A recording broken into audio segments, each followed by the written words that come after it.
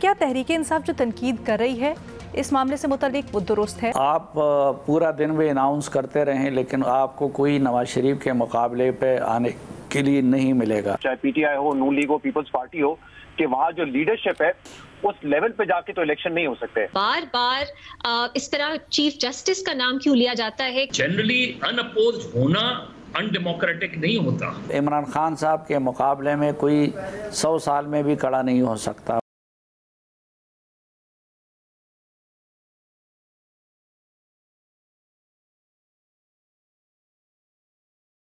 अस्सलाम वालेकुम, मैं हूं अलिया फारूक शेख। हुकूमत ने हाल ही में ऑर्डिनेंसेस जारी किए हैं, इलेक्शंस एक्ट में तरमीम की गई है, नैब कानून में तरमीम की गई है। इसको प्रोग्राम में आगे जाकर डिस्कस करेंगे।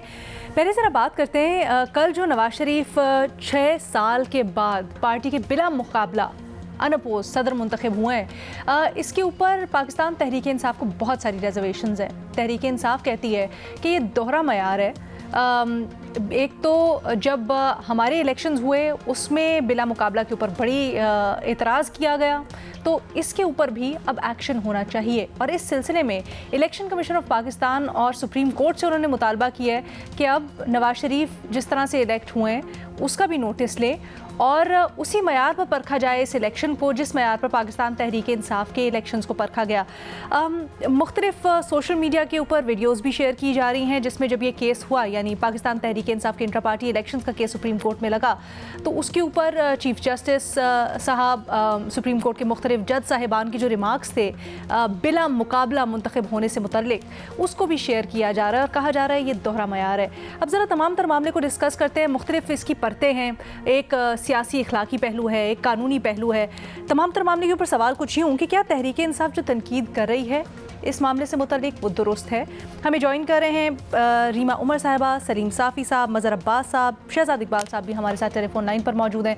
सलीम साफ़ी साहब, आपकी क्या राय है? तहरीक इंसाफ जो बात कर रही है तो उसमें कितना वज़न है?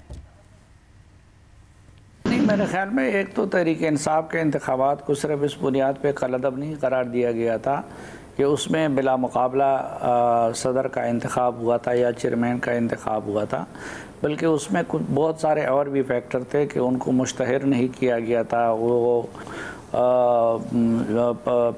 मर्दान ये इस्लामाबाद या किसी और जगह की बजाय उनको एक देहात में वो कर दिया गया। फिर उधर अकबर इस बाबर की सूरत में एक बंदा मौजूद था जिन्होंने अदालतों से रुजू किया, जिन्होंने इलेक्शन कमीशन से रुजू किया कि मैं इलेक्शन लड़ना चाहता था लेकिन मुझे किसी चीज़ की इत्तला नहीं दी गई। बाकी तो हमारी तमाम सियासी जमातों के इंतखाबात इसी तरह होते हैं जिस तरह के कल मुस्लिम लीग नून के हुए हैं।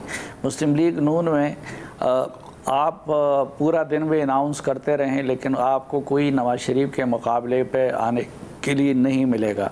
इसी तरह अगर पीपल्स पार्टी है तो उधर जरदारी और बिलावल भुट्टो के मुकाबले में कोई आपको नहीं मिलेगा। ख़ुद तहरीक इंसाफ भी अगर तरीक़ाकार का वो गलती ना होती तो इमरान खान साहब के मुकाबले में कोई 100 साल में भी खड़ा नहीं हो सकता। वो इमरान खान साहब ही पीटीआई के लीडर हैं और अगर आप पूरा दिन भी नाम पुकारते रहें तो उसके मुकाबले में कोई इलेक्शन पे नहीं आएगा। इसी तरह अभी आपने देखा रिसेंटली अवामी नेशनल पार्टी के इंतखाबात का अमल बाकी पार्टियों की बनिस्बत ज़रा रेगुलर और तवातुर के साथ होता है, लेकिन वहाँ पे एमल वली ख़ान अभी यंग है, लेकिन चूँकि वो असफंदियार वली ख़ान के बेटे हैं तो उनके मुकाबले में भी कोई नहीं आया, वो भी बिला मुकाबला सदर मुंतखब हुए हैं। तो मेरे ख़्याल में ये चूँकि पाकिस्तान में अभी मौरूसी सियासत की जड़ें भी बहुत गहरी हैं, लेकिन मौरूसी सियासत से बढ़ के यहाँ की सियासत शख्सियात के गिर्द घूमती है। पीटीआई जैसी भी है लेकिन वो इमरान खान की ज़ात के गिर्द घूमने वाली पार्टी है और वो इमरान खान की पार्टी है। पीपल्स पार्टी जरदारी ख़ानदान की पार्टी बन गई है, मुस्लिम लीग नून शरीफ ख़ानदान की पार्टी बन गई है, एएनपी वो वली ख़ान ख़ानदान की पार्टी है, इसी तरह जेयूआई वो मुफ्ती महमूद साहब और मौलाना फजलुर्रहमान साहब के ख़ानदान की पार्टी हैं। तो ये पाकिस्तान की एक तारीख़ी हकीकत है। सिर्फ जमात इस्लामी इससे मुबर्रा है क्योंकि जमात इस्लामी में मौरूसी सियासत नहीं है और उधर पर्सनैलिटी का कल्ट भी नहीं है। हमने देखा कि वहाँ पहले मौलाना मौदूदी जिनका ताल्लुक़ पठानकोट से था, वो अमीर बने। उसके बाद मियां तोफैल मोहम्मद जिनका ताल्लुक़ लाहौर से था वो अमीर बने। उसके बाद काजी हुसैन अहमद साहब जिनका ताल्लुक़ नौशेरा से था और एक यूनिवर्सिटी प्रोफेसर थे पहले, वो अमीर बने। फिर उसके बाद सैयद मुनव्वर हसन साहब जिनका ताल्लुक़ कराची से था और एक इंतहाई गरीब आदमी थे, वो अमीर बने। फिर उसके बाद हमने देखा कि सिराजुल हक साहब जिनका ताल्लुक़ पाकिस्तान के बिल्कुल शमाल में अफ़गान सरहद पे वाक़ा देहात हैं, मस्किनी उसके इलाके का नाम है, तो वो उनका ताल्लुक़ वहाँ से था, वो अमीर बना। और अपनी ज़िंदगी में फिर वो छोड़ भी देते हैं उनकी जगह। मसलन मुनव्वर हसन साहब ज़िंदा थे जब उन्होंने छोड़ दी, काजी हुसैन अहमद साहब ज़िंदा थे जब उन्होंने छोड़ दी, सिराजुल हक साहब शुक्र अल्हम्दुलिल्लाह ज़िंदा है, उन्होंने छोड़ दी। और अब हाफिज़ नईम रहमान साहब जिनका ताल्लुक़ कराची से है वो उसके अमीर बने हैं। तो ये जो काबिल क़दर काबिल ज़िक्र जमातें हैं उनमें मेरे ख़्याल में सिर्फ जमात इस्लामी के अंदर ये चीज़ है कि वहाँ पे कोई भी बंदा आके उनका मरकज़ी अमीर बन सकता है। शहजाद, क्या आप इसे इत्तफ़ाक़ करते हैं? दोहरा मयार दरअसल जो दोनों केसेस हैं उनके कंपैरिजन में नहीं, लेकिन पाकिस्तान तहरीक इंसाफ की अपनी अप्रोच में भी है। जी अलीना, बहुत शुक्रिया। देखिए, ये जो सवाल है कि क्या चीफ जस्टिस साहब ये सवाल उनसे भी उठाएंगे, मेरे ख्याल से सवाल उठाना बनता ही नहीं है, क्योंकि यहाँ पे ना तो कोई कंप्लेनेंट है, ना इलेक्शन कमीशन ऑफ पाकिस्तान ने ये इसका कोई फैसला दिया है, ना ही ये मामला भी सुप्रीम कोर्ट में जा रहा है। जहाँ तक इस बात का ताल्लुक है, लीगली कोई बाइंडिंग नहीं है कि कोई मध्य मुकाबले इलेक्शन लड़े, कानूनी तौर पे तो इस पर कोई कदर नहीं है। हाँ, जब हम जमहूरी नॉर्म्स की बात करते हैं तो सियासी पार्टीज में आपको बड़ा वजह नजर आता है, चाहे पीटीआई हो, नून लीग हो, पीपल्स पार्टी हो, कि वहाँ जो लीडरशिप है उस लेवल पे जाके तो इलेक्शन नहीं हो सकते। हाँ, जो नीचे की पोजीशंस हैं वहाँ पे आप इलेक्शन करवा सकते हैं, हो भी जाते हैं, लेकिन जो बड़ी पोजीशंस है, जो लीडरशिप का मकाम है, वहाँ पे तो आपको पता है कि कोई इस तरह के इंतखाबात नहीं होते हैं। तो इस पार्टी में भी ऐसा ही हुआ है, नून लीग में तहरीक इंसाफ ने भी यही किया था, कोई इमरान खान के मद्दे मुकाबले नहीं आएगा, कोई नवाज शरीफ के मद्दे मुकाबले नहीं आएगा। जहां तक ताल्लुक है कि इस पे मजीद क्या होगा, आपने देखा था वैसे तो जो सवालात हुए थे सुप्रीम कोर्ट में भी इस इंटर पार्टी इलेक्शन के हवाले से, उस पर एक राय तो हमारे यहाँ भी ये मौजूद थी कि कानूनी तौर पे क्या इलेक्शन कमीशन ऑफ पाकिस्तान के पास ये पावर्स हैं कि वो इलेक्शन को इस तरह स्क्रूटनाइज करे, और यही इस पे कहा जा रहा था कि इस तरह के उनके पास कोई पावर्स वाज़े तौर पे है भी नहीं। और इसके अलावा भी जो फैसला था, देखिए इलेक्शन कमीशन ऑफ पाकिस्तान ने जो पीटीआई का इंटर पार्टी इलेक्शन का नज़म करा दिया था, उसमें उन्होंने वाज़े तौर पे कहा था कि उमर अयूब जो है वो सेक्रेटरी जनरल नहीं है, लिहाजा जो चीफ इलेक्शन वो अपॉइंट कर रहे हैं इंटर पार्टी के लिए वो गलत है, वो गलत तरीके से हुआ है, उस बुनियाद पे उन्होंने कलअदम करा दिए थे। लेकिन जब ये मामला सुप्रीम कोर्ट में गया तो वहां पे तो बहुत सारे सवाल हुए, वहां पे वेन्यू के हवाले से सवाल हुए, वहां पे इस हवाले से सवाल हुआ कि कोई इलेक्शन में सामने कॉन्टेस्ट क्यों नहीं कर रहा था, उसके तरीकेकार पे क्या फीस जमा करवाई गई, वो तो फिर मामला एक दूसरे लेवल पे चला गया था जिसकी जरूरत नहीं थी, क्योंकि इलेक्शन कमीशन ऑफ पाकिस्तान का जो फैसला बरकरार रखा था पेशावर हाई कोर्ट ने या उसको कलअदम करा दिया था, उसमें तो इस तरह की कोई बात जो है वो सामने आई नहीं थी। तो मुझे नहीं लगता कि सवाल ना तो पीटीआई इत्तेफाकी पोजीशन में है कि वो ये तनकीद करे, ना कोई और पार्टी इस पोजीशन में है, और ये मामला सुप्रीम कोर्ट तक तो जाता मुझे वैसे ही नहीं नजर आ रहा, क्योंकि कोई चैलेंज ही नहीं कर रहा इसको। अच्छा रीमा, बुनियादी सवाल का तो आप जवाब देंगी, लेकिन सोशल मीडिया के ऊपर एक वीडियो बड़ी शेयर की जा रही है जिसमें चीफ जस्टिस साहब के रिमार्क्स है, खास तौर पे बिला मुकाबला मुंतखब होने के सिलसिले में, जिसको दोहरा मयार खास तौर पर कहा जा रहा है। आप हमारे लिए अगर उसके ऊपर भी तज्जिया कर सकें, या उसके लिए जो जिस कॉन्टेक्स्ट में चीफ जस्टिस साहब ने कहा उसको भी अगर हमें ज़रा समझा सकें। जी शुक्रिया अलीना। इसी सवाल पे पहले आ जाते हैं। देखिए, ये बहुत हमारा एक कंसिस्टेंट और परसिस्टेंट मसला बन गया है कि हम जजमेंट्स नहीं पढ़ते, हम ऑर्डर्स नहीं पढ़ते, हम रिमार्क्स की बेसिस पे अपनी पूरी कैंपेन कर लेते हैं, अपना एक ओपिनियन फॉर्म कर लेते हैं। अब अगर कोई ऑर्डर या जजमेंट हमारे सामने ना होता तो ठीक है, लाइव प्रोसीडिंग्स थी, हम उस पर रिलाई कर सकते थे, लेकिन अब तो हमारे पास शॉर्ट ऑर्डर भी है, डिटेल्ड रीजनिंग भी है, उसको पढ़ना ज़्यादा ज़रूरी है। और मैं पढ़ के हमारे व्यूअर्स को बता देती हूँ, फैसले में साफ लिखा है, we wish to clarify that if an individual comes in unopposed it does not mean that he or she was not deemed to have been elected। कि अगर कोई शख्स बिला मुकाबला जीता है इलेक्शन, इसका मतलब ये नहीं है कि इलेक्शंस नहीं हुए या इलेक्शंस गलत हुए। अदालत ने साफ साफ इसकी वजाहत करती। But if everyone was elected unopposed without any proof of elections having taken place, then it is altogether a different matter. और 10 मुख्तलिफ बुनियादें हैं जिसके ऊपर अदालत ने ये फैसला किया, उनकी ये राय है कि पीटीआई के इंट्रा पार्टी इलेक्शंस हुए ही नहीं थे। तो ये कहना कि अदालत ने ये कहा था कि आप अनइलेक्टेड नहीं, अनअपोज नहीं इलेक्शन जीत सकते, ये बिल्कुल गलत है। उसके ऊपर 10 मुख्तलिफ चीज़ें हैं जिसकी अदालत ने जिसकी तरफ रेफर किया कि क्यों उनको ऐसा लगता है कि पीटीआई के इंट्रा पार्टी इलेक्शंस नहीं हुए। ये पहली बात। दूसरी बात ये कि मुझे नहीं समझ आती बार बार इस तरह चीफ जस्टिस का नाम क्यों लिया जाता है कि वो अब क्या करेंगे, वो अब फैसला करें। देखिए, ये जो फैसला था ये इलेक्शन कमीशन का फैसला था। इसको सुप्रीम कोर्ट ने जो है उसको, और जो पेशावर हाई कोर्ट ने उसको ओवरटर्न कर दिया था। सुप्रीम कोर्ट ने पेशावर हाई कोर्ट के फैसले को वापस जो है ओवरटर्न करके इलेक्शन कमीशन का जो फैसला है उसे बहाल किया था। ये इसकी प्रोसीजरल हिस्ट्री है और ये बहुत अहम है, क्योंकि ऐसा तासुर कभी कभी पीटीआई देती है कि चीफ जस्टिस ने सुओ मोटो लेके पीटीआई से इलेक्शन सिंबल जो है वो छीन लिया। ऐसा नहीं हुआ। तो इस सिचुएशन में भी क्या वो चाहते हैं कि चीफ जस्टिस सुओ मोटो ले लें? कैसे लेंगे? ये तो एक सुप्रीम कोर्ट की, आप उनके फैसलों से जितना भी डिसएग्री करें, उनका एक सोच सामने आ रही है कि अदालत जो है वो अपने इख्तियारात जो है उनको एक लिमिटेड तरह से इस्तेमाल करेगी। इस पे आप तनकीद भी कर सकते हैं कि पाकिस्तान जैसे मुल्क में शायद अदालत को इतना रिस्ट्रेन भी नहीं दिखाना चाहिए, लेकिन बाय एंड लार्ज जो हमने जूरिस्प्रूडेंस देखी है वो यही देखी है कि अदालत इलेक्शन कमीशन को कह रही है आप अपना काम करें, एफआईआर को कह रही है अपना काम करें, सब जो मुख्तलिफ इदारे हैं उन्हें कह रही है हम आपके काम में मुदाखलत नहीं करेंगे। इसलिए जो सुओ मोटो का एक रिवाज था वो नहीं हमें नजर आता। ये दूसरी बात। तो आप इलेक्शन कमीशन से जरूर सवाल करें अगर आपको लगता है कि नून लीग में इंट्रा पार्टी इलेक्शंस नहीं हुए या उसमें सीरियस इरेगुलरिटीज थी, लेकिन चीफ जस्टिस का नाम लेना समझ नहीं आता।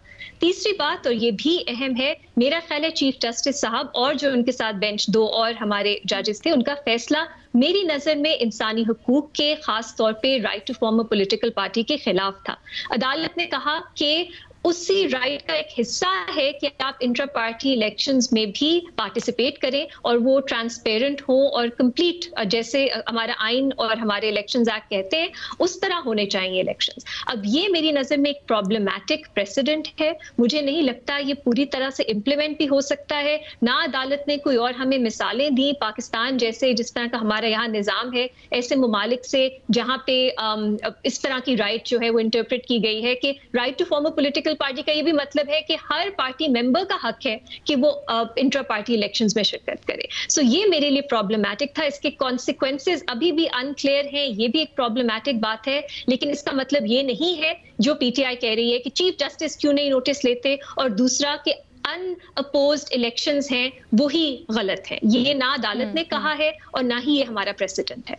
अच्छा महर साहब, आपसे थोड़ा सा इसको आगे बढ़ाने के लिए मुख्तलिफ सवाल, ऐसा क्यों है कि हमारे मुल्क में शख्सियात के गिर्द अभी तक सियासत घूमती है? क्या अब वक्त आ गया है कि इस चीज़ को या इस रिवायत को चेंज किया जाए, इस रुझान को चेंज किया जाए, या अभी भी हम वहाँ नहीं पहुँचे? जो जमहूरियत की दावेदार पार्टीज़ हैं जैसे पाकिस्तान तहरीक इंसाफ, वो बात तो करती है लेकिन उनकी भी, जैसे सलीम साफ़ी साहब ने भी पॉइंट आउट किया, अंदर यही होता है, वहाँ पर भी शख्सियत के गिर्द ही घूमते हैं। वजह क्या है और कब आप एक्सपेक्ट करें कि हम इस चक्कर से निकल सकेंगे? देखिए, 2 वजह हैं, 2 वजूहात हैं। एक तो ये कि हमारी पाकिस्तान की सियासी जमातें जनरली अनडेमोक्रेटिक जो विद इन द पार्टी नज़र आती है। मैं माजी में भी ये मिसाल दे चुका हूँ और अभी भी दे देता हूँ कि पीपल्स पार्टी में 2-3 मरतबा कोशिश की गई कि जो नॉर्मल इलेक्शंस होते हैं उनको करवाया जाए पार्टी के अंदर। 87 में मुझे याद है कि बेनज़ीर भुट्टो साहिबा जब आई थी पंजाब में, बड़े पैमाने पे ऐसा लग रहा था जैसे जनरल इलेक्शन हो रहे, इस तरह पार्टिसिपेशन थी। और फिर उसके बाद ऑल ऑफ अ सडन रोक दी गई। मैंने बेनज़ीर भुट्टो साहिबा से पूछा कि आपने क्यों रोक दिया इस प्रोसेस को? तो उन्होंने ये कहा कि जी बहुत से इंटेलिजेंस एजेंसीज ने अपने लोग पेनिट्रेट कर दिए थे। तो मैंने कहा ये तो पाकिस्तान की डेमोक्रेसीज में होता है इन चीज़ों को, उसका मतलब ये थोड़ी है कि आप इलेक्शंस जो है पार्टी के इलेक्शन ही ना कराएं। फिर अभी रिसेंटली कुछ सालों पहले एक इलेक्शन हुए, कराची पीपल्स पार्टी की सदारत के लिए इलेक्शन हुए, उसमें रायशुमारी हुई, उसमें 3 नाम थे उसके अंदर।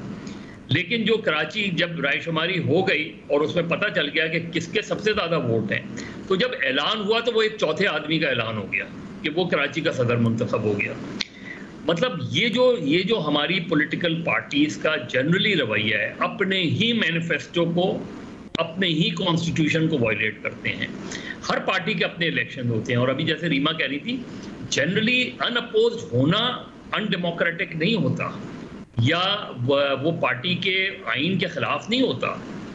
मतलब मेरे खिलाफ अगर कोई कॉन्टेस्ट नहीं करा, हाँ अगर किसी का नॉमिनेशन रिजेक्ट कर दिया जाता है और वो शिकायत करता है, वो कंप्लेंट करता है कि जी मुझे आपने पार्टिसिपेट नहीं करने दिया, तब वो केस बनता है।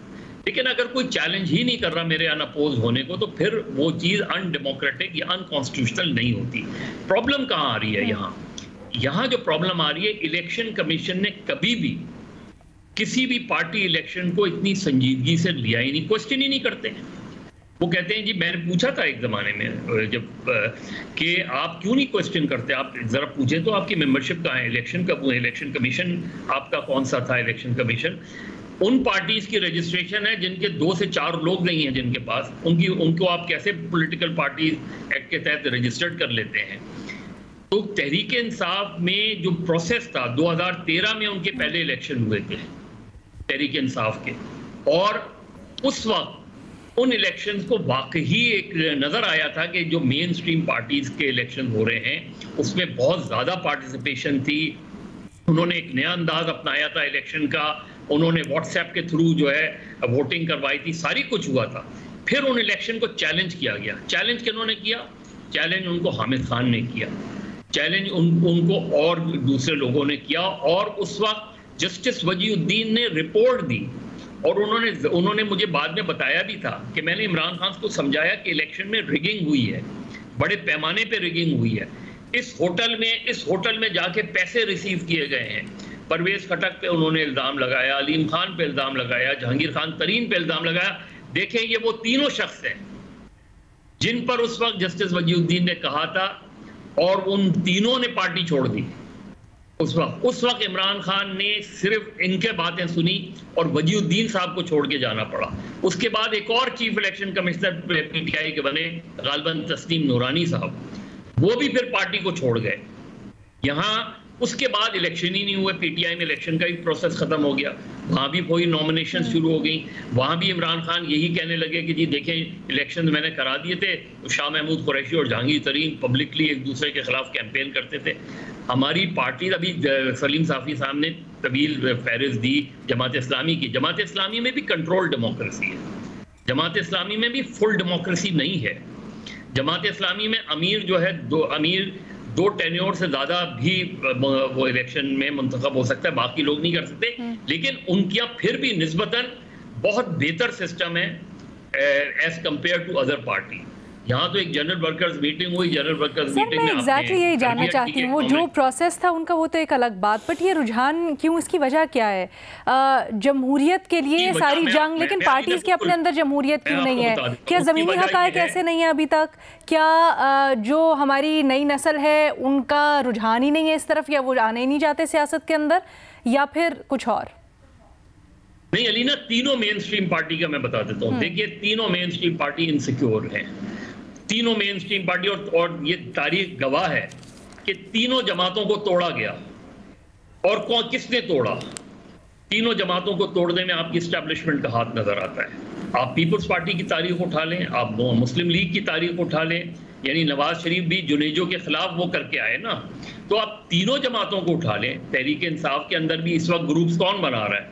क्या खुद ब खुद ग्रुप बन रहे हैं? क्या हमें नहीं पता कि ग्रुप्स कैसे बन रहे हैं? क्या पीपल्स पार्टी में कभी आप peoples party parliamentarian peoples party patriot ले आते हैं, कभी आप कॉन्फेडरेशन के नाम से किसी एक ग्रुप को खड़ा कर देते हैं। ये कोई विद इन पार्टीज तो इख्तलाफात नहीं हो रहे थे, ये तो आउटसाइड इंटरफेरेंस है ना, तो वो इनसिक्योर करती है। तो सिक्योर कहाँ फील करते हैं? वो फैमिलीज में सिक्योर फील करते हैं जी। भुट्टोज के नाम के साथ वेरिएबल्स हैं जो उसके अंदर कंट्रीब्यूट करते हैं। चलें जी, इनसिक्योरिटी पार्टीज में ये चीजें आती हैं इसमें। बिल्कुल ठीक है, एक छोटी सी ब्रेक की इजाजत दीजिएगा, ब्रेक लेते हैं, उसके बाद हम डिस्कस करेंगे इलेक्शंस एक्ट में जो तरमीम की गई हैं उसको। Welcome back. हुकूमत पाकिस्तान ने इलेक्शंस एक्ट 2017 में तरमीम की है और ये ऑर्डिनेंस के ज़रिए तरमीम की गई। इसके तहत जो ट्राइब्यूनल यानी इलेक्शन ट्राइब्यूनल्स हैं उसके अंदर अब हाजिर सर्विस जजेस के साथ साथ जो रिटायर्ड जजेस हैं उनको भी तैनात किया जा सकेगा। और अगर रिटायर्ड जजेस को तैनात किया जाता है तो उस तैनाती का इख्तियार इलेक्शन कमीशन ऑफ पाकिस्तान को दे दिया गया है। थोड़ा ये भी आपको वाज़ेह कर दें कि जो हाजिर सर्विस जजेस हैं उसके लिए पहले इलेक्शन कमीशन और जो हाई कोर्ट के चीफ जस्टिस हैं उनको मुशावरत करनी होती थी, लेकिन अब क्योंकि रिटायर्ड जज भी आ सकते हैं, ट्रिब्यूनल को हेड कर सकते हैं, तो ये इख्तियार सिर्फ इलेक्शन कमीशन के पास भी आ गया है। अब इसके ऊपर तनकीद भी की जा रही है। ये कहा जा रहा है कि रिटायर्ड जजेस को इलेक्शन ट्रिब्यूनल का हेड बनाने से और ये सारा मामला इलेक्शन कमीशन को इख्तियार दे देने से या उसके सपोर्ट करने से जानिबदारी पर बहुत से सवाल उठेंगे। ये जो तनकीद हो रही है दुरुस्त है या नहीं, अपने तजियाकारों से जानते हैं। सलीम साफ़ी साहब, क्या राय है आपकी? नहीं, मेरे ख्याल में ये तनकीद दुरुस्त है, क्योंकि जो ट्रिब्यूनल्स की कार्रवाई होती है वो दरअसल में इलेक्शन कमीशन की कार्रवाई की जानकारी करते हैं या इलेक्शन कमीशन के फ़ैसलों की उसमें जायज़ा लिया जाता है कि वो दुरुस्त है या गलत है। तो अब अगर उसमें रिटायर्ड जजेस लिए जाते हैं और उनकी तकर्री का इख्तियार भी इलेक्शन कमीशन को दिया जाता है तो इससे शफाफियत के अमल पे सवाल उठेंगे। इसलिए मेरे ख्याल में वो पुराना तरीका दुरुस्त था कि वो जुडिशरी से ही हों और उसकी तकर्री का इख्तियार बेशक अगर सिटिंग जुडिशरी से हो तो फिर उस सूरत में अगर इलेक्शन कमीशन को तकर्री का इख्तियार दिया जाए तो उसमें कोई कबाहत नहीं है। लेकिन जब आप रिटायर्ड लोगों को लेते हैं और बाहर से लेते हैं और इलेक्शन कमीशन को उनकी तकर्री का इख्तियार भी लेते हैं तो इससे इसके शफाफियत पे सवाल भी उठते हैं। इसलिए मुझे तो ये मामला, ये अमल दुरुस्त नज़र नहीं आता। अच्छा रीमा, आपकी क्या राय है इसके ऊपर? अलीना, एक बहुत दिलचस्प माजी है हमारा इलेक्शंस ट्राइब्यूनल से रिलेटेड कि जो रिप्रेजेंटेशन ऑफ पीपल्स एक्ट था उसमें भी जो ट्राइब्यूनल्स बनते थे कंप्लेंट्स के ऊपर, उनमें बल्कि ज़्यादा ब्रॉड था स्कोप कि किसको आप अपॉइंट कर सकते हो। उसमें सेशंस डिस्ट्रिक्ट कोर्ट के आपके जो जजेस थे वो जो हैं, जो क्वालिफाइड हैं या जो रह चुके हैं और are qualified to be high court जजेस, उनको आप अपॉइंट कर सकते थे इलेक्शन ट्राइब्यूनल्स में। फिर जब ये इलेक्शंस एक्ट पास हुआ तो अपनी ओरिजिनल फॉर्म में मेरा ख्याल है इसमें भी रिटायर्ड जजेस और सर्विंग जजेस दोनों, अगर नेशनल असेंबली या सेनेट के इलेक्शन हैं वो इलेक्शंस ट्राइब्यूनल्स के लिए क्वालिफाइड थे। इंटरेस्टिंग बात यह है कि पिछले साल इसी हुकूमत ने जाने से पहले तरमीम की और जो फॉर्मर या रिटायर्ड जजेस हैं उनको निकाल दिया सेक्शन 140 से, और अब कुछ महीने बाद वापस उन्होंने तरमीम कर दी ऑर्डिनेंस के जरिए और जो ओरिजिनल शक्ल है उसमें कानून को बहाल कर दिया। सो ये सवाल है मेरी नज़र में कि अगर आपने कुछ महीने पहले ही तरमीम की है और आपने एक्ट ऑफ पार्लियामेंट के जरिए की, अब कुछ महीने बाद क्या बदला जो आपने वापस जो है अपनी ही तरमीम वापस ले ली? ये पहला सवाल है। लेकिन दूसरा सवाल ये भी है लीना कि अब हमारे लिए एक इमरजेंसी सिचुएशन क्या ये है, क्योंकि अगर आप ऑर्डिनेंस मेकिंग पावर्स को पढ़ें, हमारी supreme court, in fact chief justice Qazi Faez Isa का ही फैसला है कि सिर्फ इमरजेंसी मैटर्स में जो प्रेसिडेंट हैं या एक्टिंग प्रेसिडेंट या गवर्नर्स वो ऑर्डिनेंसेस जो हैं वो प्रोमलगेट कर सकते हैं। तो क्या वो क्राइटेरिया मीट होता है? सवाल है ये, क्या हुकूमत इसको सही तरह एक्सप्लेन कर सकेगी? तीसरी बात ये है कि मैं फैफिन की रिपोर्ट पढ़ रही थी जब पहली बार रिटायर्ड जजेस इलेक्शंस ट्राइब्यूनल्स में लगाए गए।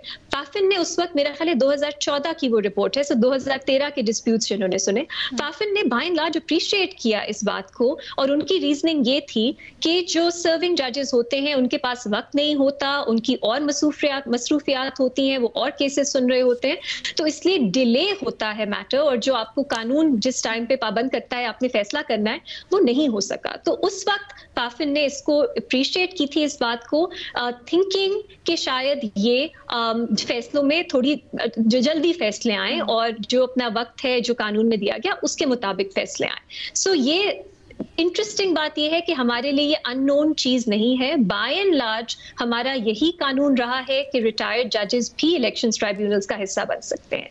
उसकी वजह यह है कि सर्विंग जजेस जो हैं वो उनके पास और बहुत काम होता है, तो हम देखते हैं ताखीर आती है। अच्छा, मेरा एग्जैक्टली आपसे यही सवाल है सबसे पहले तो। अच्छा हाँ, चलें, आप बात यह है कि इसी हुकूमत ने उस कानून को तब्दील किया और अब ऑर्डिनेंस के जरिए उस अपनी ही तरमीम वापस ले रहे हैं। But by and large Alina, ये पॉलिटिकल कॉन्टेक्स्ट की बात है। अगर ये मुख्तलिफ वक्त होता शायद इतना शोर शराबा ना होता इस बात पे, इसको ज्यादा अहम समझा जाता कि शायद इस फैसले से ज्यादा ट्राइब्यूनल्स बन सकें, वो काम वक्त पे फैसला दे सकें। लेकिन इस वक्त ट्रस्ट डेफिसिट इतना ज्यादा है हुकूमत से भी, इलेक्शन कमीशन से भी, कि ये समझा जा रहा है कि ये पीटीआई के खिलाफ फैसला किया गया है, शायद इन्फ्लुएंस करने के लिए कि केसेस किस तरह के, फैसले किस तरह आएंगे। बट मैंने इसलिए माजी और तारीख बताई कि हमेशा ये कॉन्ट्रोवर्शियल फैसला नहीं था। एक ऐसा वक्त था जब इसको अप्रिशिएट किया गया और मुख्तलिफ हमारे कवानीन में election tribunals related Lahore high court के साथ ये मामला चल भी रहा था सलीम साफी साहब कुछ अरसा पहले ही, मेरा ख्याल है फरवरी की बात है बिल्कुल आखिर की, जब इलेक्शन ट्राइब्यूनल्स बनाने थे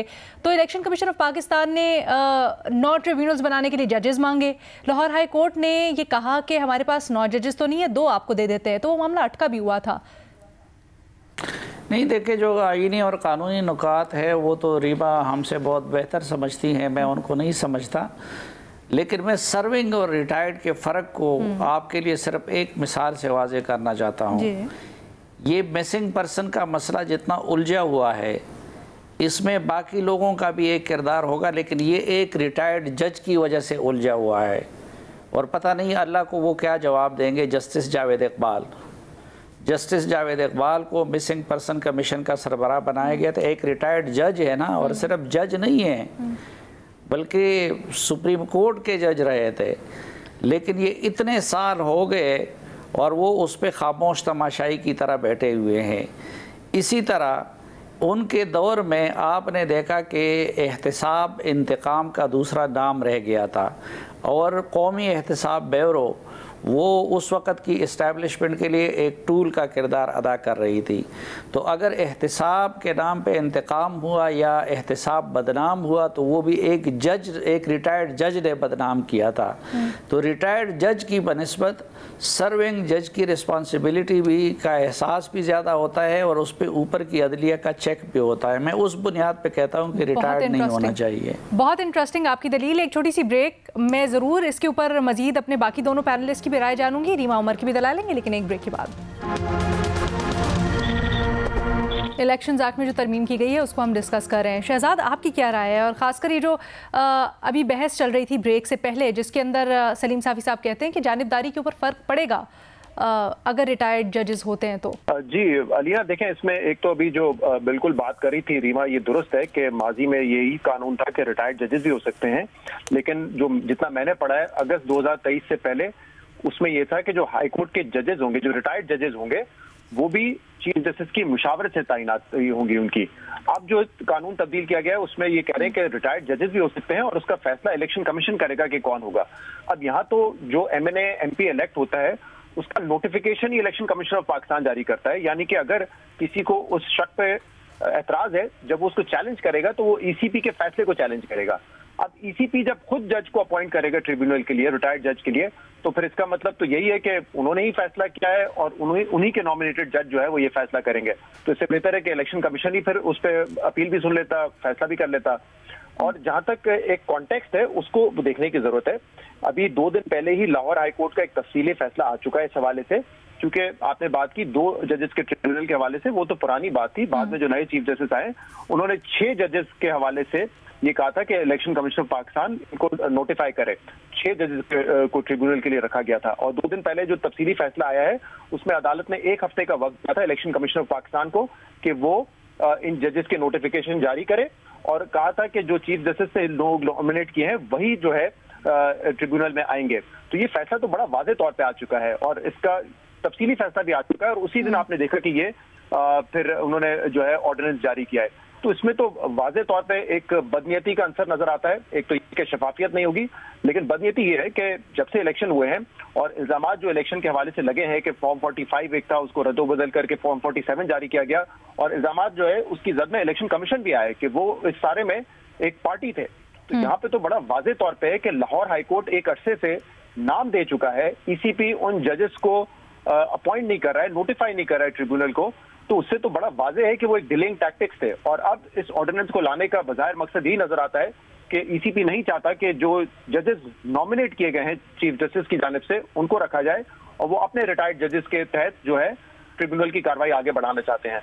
तो इस पूरे कॉन्टेक्स्ट में कि लाहौर हाईकोर्ट एक अरसे से कह रहा है कि आप नोटिफाई करें, इस कॉन्टेक्स्ट में कि जो इलेक्शन रिगिंग के इल्जामात हैं, जो नताइज को रद्दोबदल करने के इल्जामात हैं, वो इलेक्शन कमीशन ऑफ पाकिस्तान पे लग रहे हैं, और उसके बाद ये फैसला, तो इससे तो वाज़ेह तौर पे नजर आता है कि ना इलेक्शन कमीशन ऑफ पाकिस्तान इसमें शफाफियत चाहता है, और उनकी जो बदनीयती है वो इससे उसका तासुर ज़्यादा मजबूत होता है। की मैलिफाइड इंटेंट है इस सिलसिले में। मज़े साहब, देखिए, प्रॉब्लम ये नहीं है कि रिटायर्ड जज हो या सर्विंग जज हो, प्रॉब्लम ये है कि इतनी ज़्यादा पोलराइजेशन है कि अगर आज फर्ज करें ये सारे चीफ इलेक्शन कमिश्नर जितने पिछले गुजरे हैं, इन सब पे कंसेंसस था ना, ये सारी गवर्नमेंट और ऑपोजिशन कंसेंसस से लेकर आती थी ना, और सब पे एतराज़ हुआ। कोई एक चीफ इलेक्शन कमिश्नर ऐसा नहीं आया कि जिसको इन्होंने खुद नॉमिनेट किया हो और इन्होंने एतराज़ ना किया हो इस पर। तो प्रॉब्लम यहाँ नहीं है, प्रॉब्लम आपकी जुडिशरी में भी है। पहले जजेस अपने फैसलों से बोलते थे, अब वो खुद बोलते हैं, अब उनके फैसले नहीं बोलते, अब वो खुद इतना बोलते हैं कि उसकी वजह से एक माइंडसेट बन गया है। यही रिटायर्ड जजेस, फर्ज करें आज इलेक्शन कमीशन इन 6 जजेस को अपॉइंट करती है, रिटायर्ड जजेस को, और ये फैसला जो है किसी एक पार्टी के हक में देना शुरू कर देते हैं, उस पार्टी ने एतराज़ किया होता है इन पे रिटायर्ड जजेस, क्या वो पार्टी अपने उस एतराज़ को वापस नहीं ले लेती? वो कहते हैं देखें कानून और इंसाफ के हक में फैसला आ गया, और दूसरी पार्टी उसके खिलाफ। अभी देख लेना, प्राइम मिनिस्टर जिस मुल्क में वजीर आजम हाईएस्ट जुडिशरी के जजेस के अंदर काली भेड़ों का तराश कर रहे हों, वहां हम इलेक्शन ट्राइब्यूनल में रिटायर्ड जजेस लेकर आए हैं, अब सर्विंग जजेस लेकर आए हैं। प्रॉब्लम ये है कि हमारा ओवरऑल एटीट्यूड अनडेमोक्रेटिक है। हम सिर्फ अपने इंटरेस्ट को देखते हैं कि मेरे इंटरेस्ट में कौन, ये क्या इसमें नियत का फुकदान है। 4 महीने में फैसला होना चाहिए इलेक्शन ट्राइब्यूनल का, हम इलेक्शन ट्राइब्यूनल ही नहीं बना पा रहे। और पिछला भी उठा के देख लें आप कि सालों लग जाते हैं इलेक्शन ट्राइब्यूनल्स के फैसलों के। वो जाकरानी जो सिंध में थे, उनके हक में फैसला आ गया था, वो अपील में चले गए, और पता नहीं क्या क्या कुछ होते हैं। तो हमारे यहाँ बेसिकली इशू रिटायर्ड और सर्विंग का नहीं है।